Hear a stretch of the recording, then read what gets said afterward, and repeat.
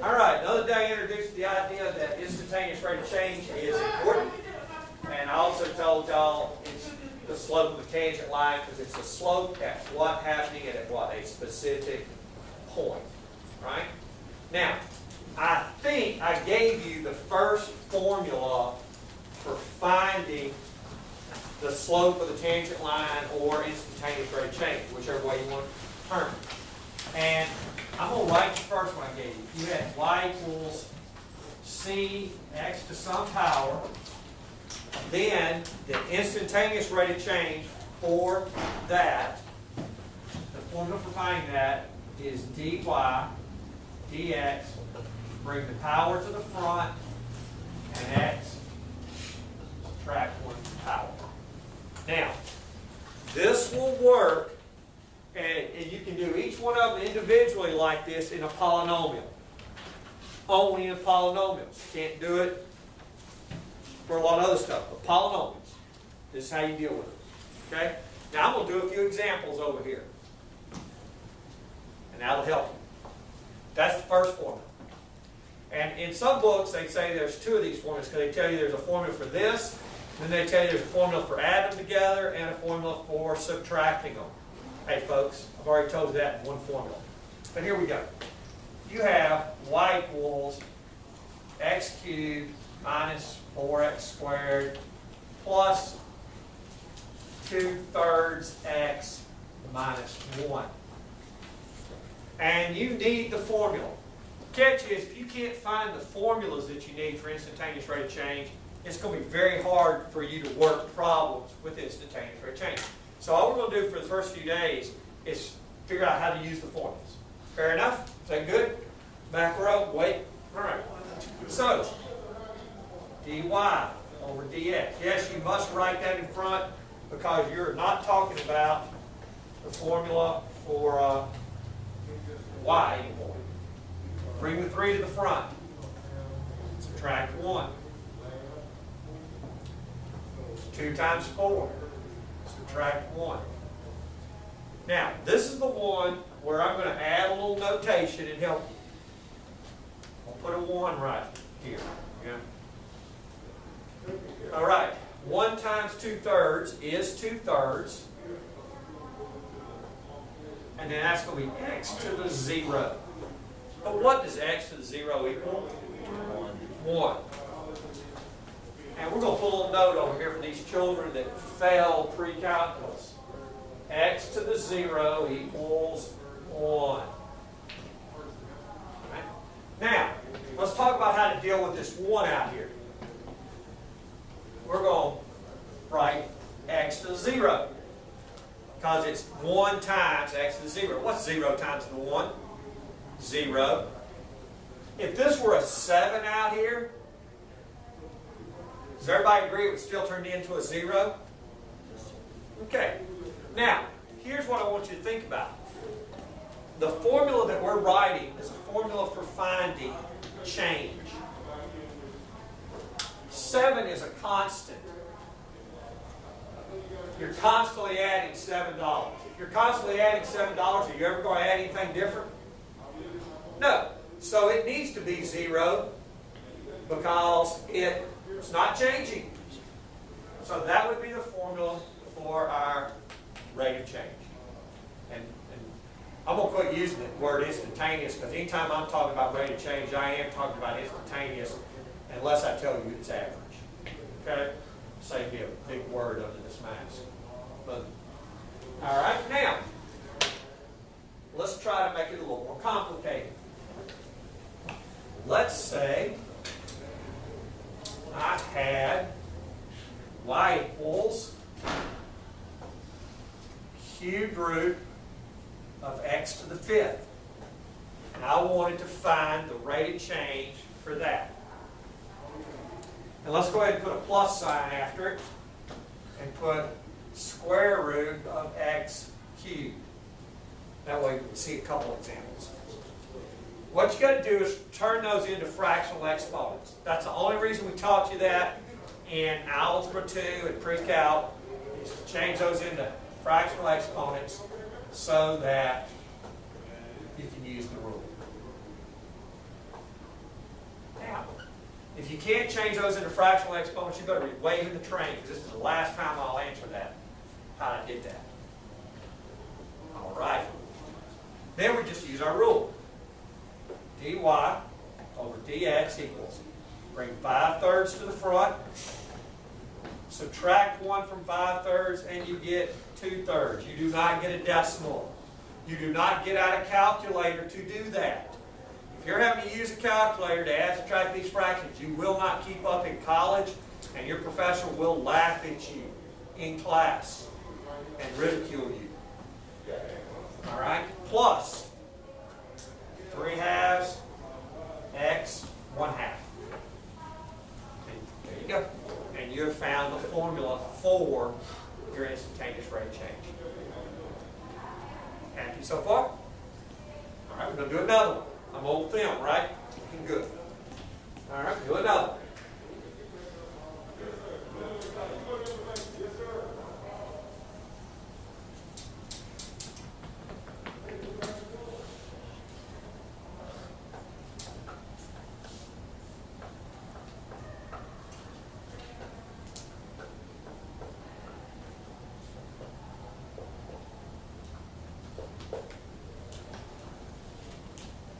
I should put a minus sign between a few of them to show you to work with minus signs. Here we go.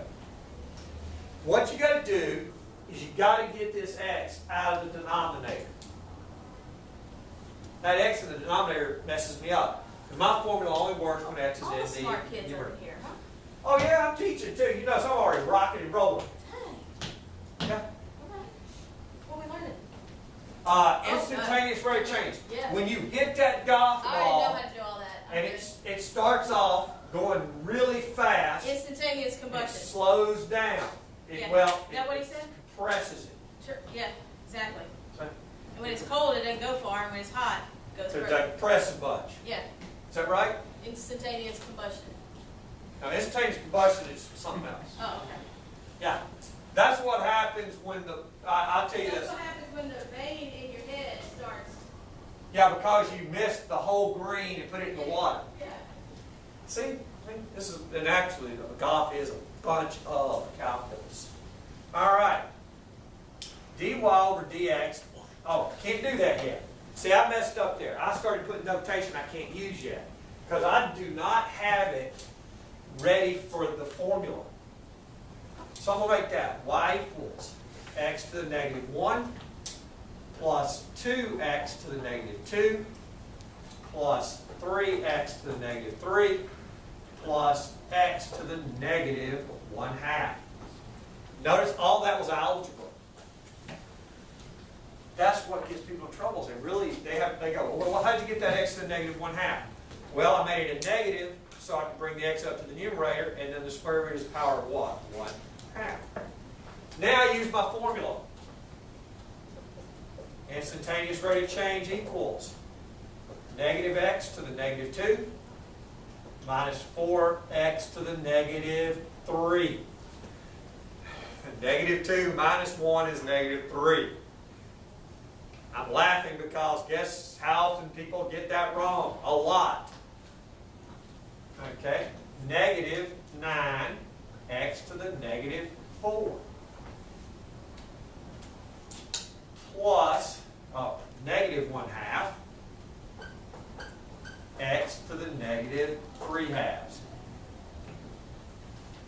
Now, if you wanted to make it easier to do algebra with this and work on it, does everybody agree you can go back and change that to negative 1 over x squared? Or negative 4 over what? X cubed? Whether you need to do that or not, you'll have to decide. All right? You've got the formula, but yeah, you can rewrite it algebraically and make it look prettier for you if you needed to. Okay? Now, I want to show you one that, notice I'm trying to show you all the ways to algebraically rewrite it into the formula.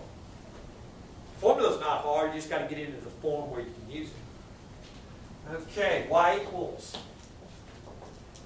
x cubed plus 4x squared minus 2x over x. As long as you just have that x in the denominator, you don't have anything added or subtracted from it. Just have the x. You can write that as separate fractions.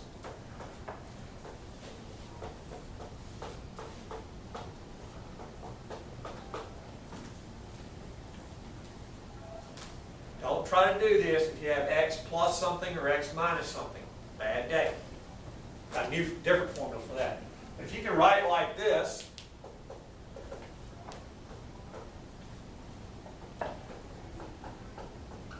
then you're ready to take the formula and find the slope of the tangent line formula, or the what? Instantaneous rate of change. So dy over dx equals 2x plus 4. So if you want to know what the slope is at x equals 1, put 1 in there and you get 6. If you want to know what the slope is at 3, put 3 in there and you get the slope. Okay? Fair enough? So the key is how to get to that formula, and then you just put the numbers in. All right. Well, now, second formula. That's formula 1.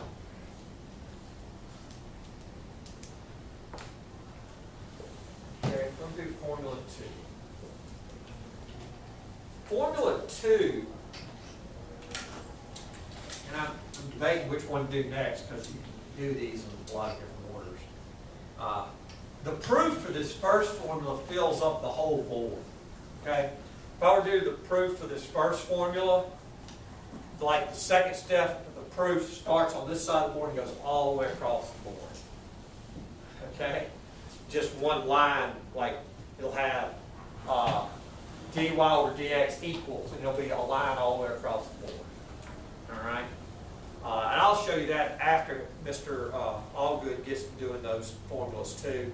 I'll go back and show you the ones he doesn't, because I kind of like doing a few of those, especially the truths. All right, formula 2, and I'm going to give you an example of when you need formula 2 first. I think this will help you more if I give you like a look.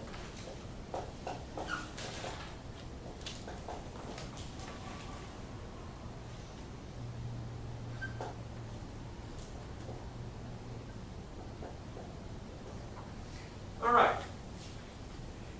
You could multiply those together and use the first rule. Everybody okay with that? Because you turn it into a big old long what? Polynomial. But while you were multiplying them together, I would already have the instantaneous rate formula. I'd already have the rate formula by the time you could multiply them together. Okay? So I'm going to show you how to do that. What you're going to do is you've got something times something else. You've got a whole bunch of stuff in parentheses times a whole bunch of stuff in what? Parentheses. Okay? What you're going to do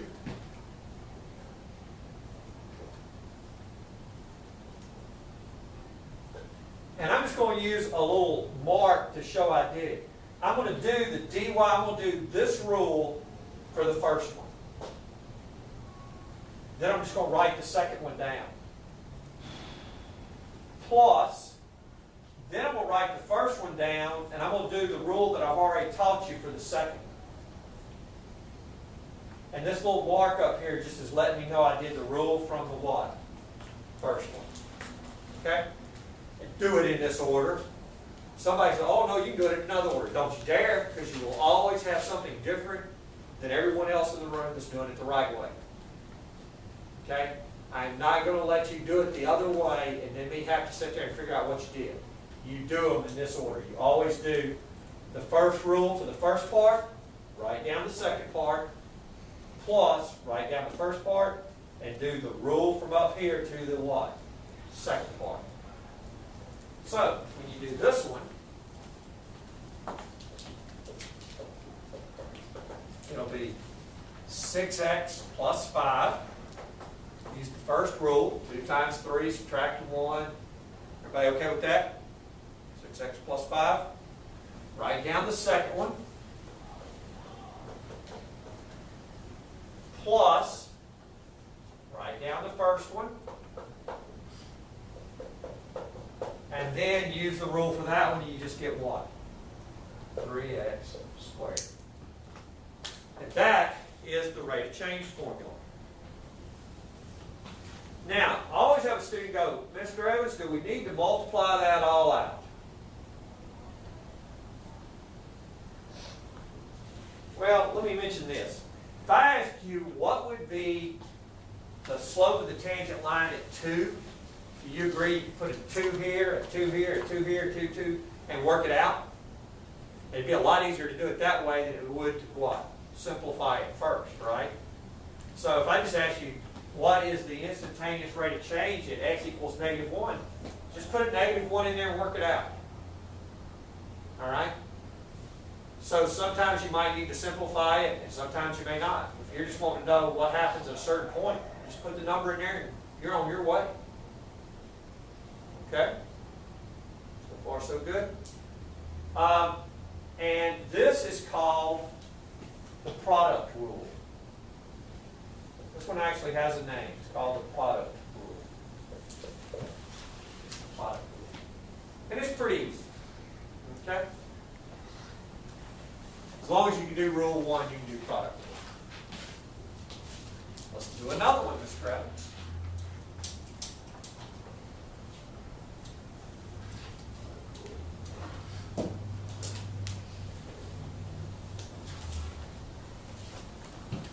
Y equals 4x minus 2 6x cubed equals 4x plus 1. All right. So,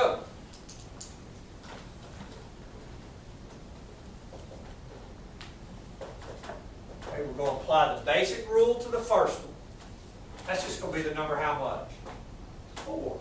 Is everybody okay if you apply the basic rule to the first one? You just get 4. You write the second one down.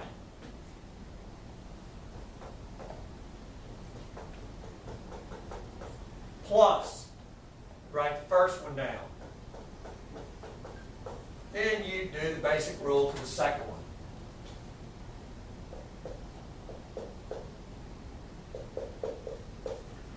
And I would never want to have to simplify that, but you could. You could distribute out the 4 and then multiply those two together and you get this huge long polynomial.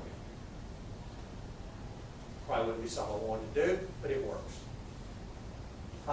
Notice if you don't know how to do the first rule, you're going to run into trouble with this rule, right? Okay? Now,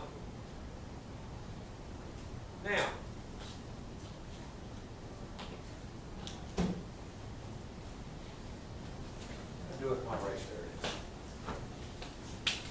So far, so good. All right. We're going to skip rule. No, we're not. I'm not skipping anything. I'm going to show you rule 3. Rule 3.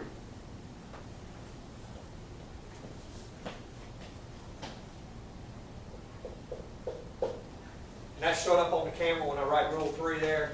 Is that going to be too far over, or does that show up? I mean, it shows up. Okay, that's good. That's good. I shouldn't even worry about it. I'm just teaching. Okay. Y equals 6x squared plus 2x plus 1 over x cubed minus 8. All right? Now,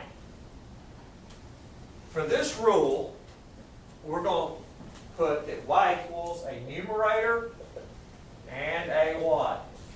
Denominator. I'm going to write it out in the easiest form I can.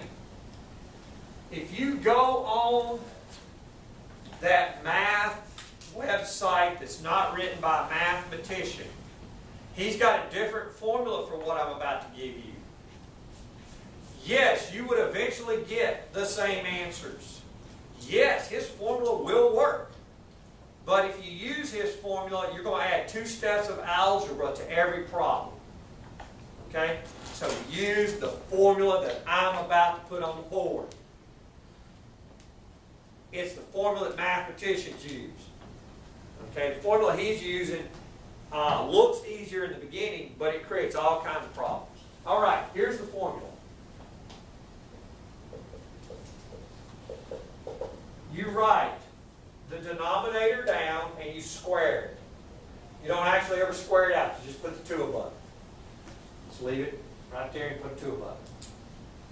Okay? Then you write the denominator down right here at the front.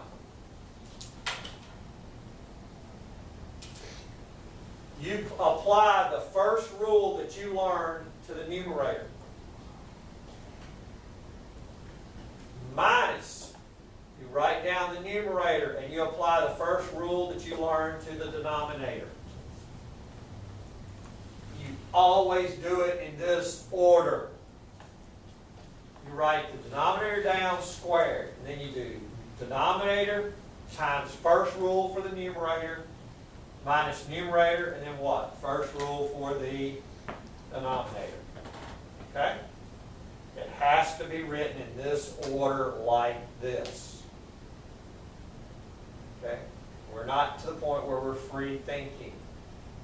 We are writing it just like that. So, here's how you do it.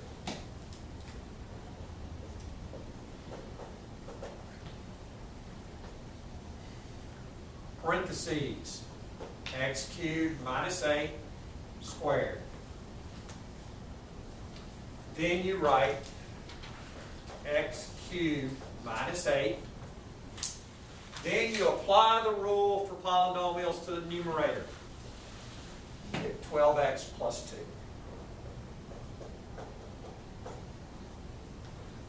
Minus. Then you just do what? Write down the numerator.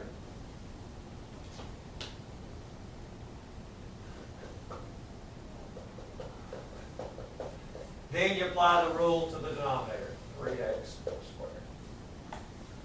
Okay?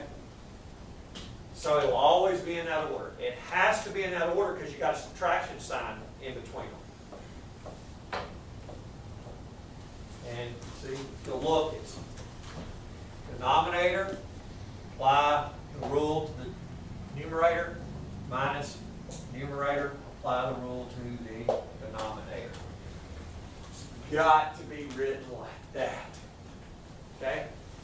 Don't do this one that's in the on the computer where it makes it 2 separate parts, and then you have to get a common denominator and add them together and do all of that. Just use the good rule. All right? Now,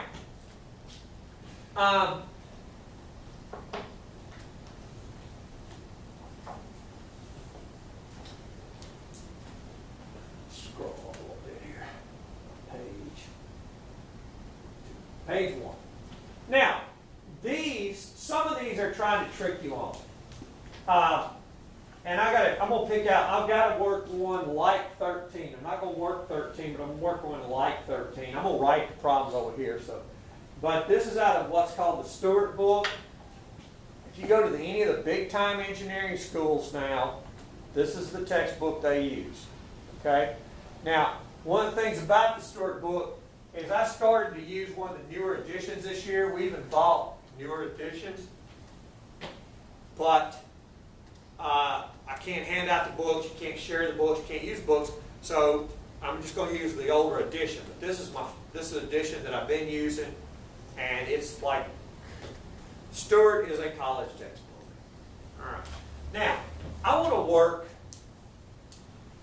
a few of these.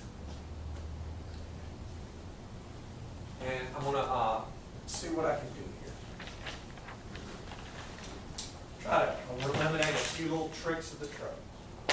Okay, see problem number 2 is, and they use f of x, which is fine. I wish you would have used y equals, because that's what I'm doing, but we use f of x. Okay, equals square root of 30. Oh, gosh, I hate using f of x because we're going to use, okay. If he uses f of x, I do not mind if when you apply the rule, you just call it this. And show that little slash right there, I'll show that you just applied the rule. Okay? If he uses y equals, I want what? dy over dx. Okay? This is the way you write it if it's f. You just put that little mark to show that you just are writing now what? The instantaneous equation. Also can be written as what? F with a little mark over it. Don't like that, but we'll let you do it. Don't like it. Okay. Does everybody already realize this is kind of a trick because that would be x to the 0 out there, right? That's a constant. That's all it is a constant ever going to change. No. 0. Okay? Done. Now, I've got to work a problem like 13 because that's a little bit of a trick. Pay attention. I'm not working 13, I'm working a problem what? Like 13. Y equals, parentheses, 4x raised to the third. Okay. Folks, you don't want to do it where there's an x and a number in parentheses raised to power. You don't like that. That's bad. That will mess you up. What you want to do is apply a little algebra. 4 cubed, 64, x cubed. Now apply the rule. But you've got to get rid of that set of parentheses right there. That'll just mess you up. Okay? And so you get dy over dx is equal to 3 times 64 x squared. And you can do 3 times 64. Okay? Now,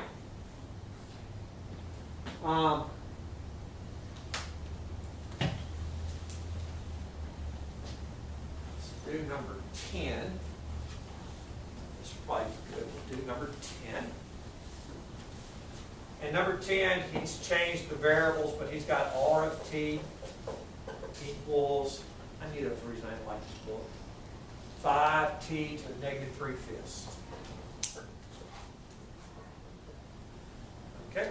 We're just going to apply our rule. We're just going to treat the t just like the x, apply our rule. We'll put our little r with a little slash above it. We're going to multiply negative 3/5 times 5, which is just negative 3. T, and then we're going to do what to negative 3/5? We're going to subtract 1, and that's going to make what? Negative 8/5. Now, anyone in total panic mode, or is everyone pretty okay so far? Memorize the formulas, use the formulas. Okay, number 14.